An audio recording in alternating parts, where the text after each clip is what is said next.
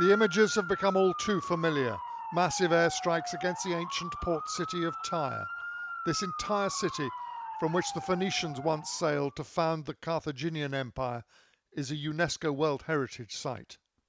Cultural treasures from the great empires of the Romans, the Mamluks, the Ottomans are everywhere. A few miles outside Tyre, 3 of the 4 golden domes of the Shamar citadel, believed by some to be the resting place of St. Peter, now lie in ruins. Lebanon lies in the cradle of civilization.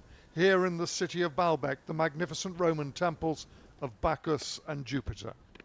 But this is Hezbollah country, and the war is raging here. Even during civil war, the historical site here was intact. The governor of Baalbek showed me around the temple complex, begun by the Phoenicians, completed by the Romans 2,000 years ago. And this is the temple of Jupiter. The 6 columns of Jupiter still standing in tribute to Rome's architectural genius.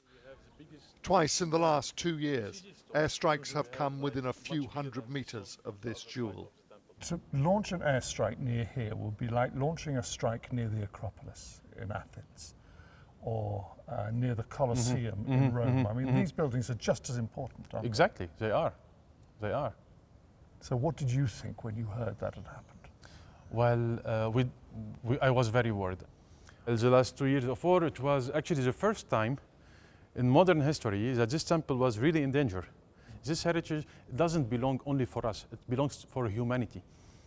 The first airstrike from the early stages of this war 2 years ago reduced an Ottoman building of historical importance to rubble.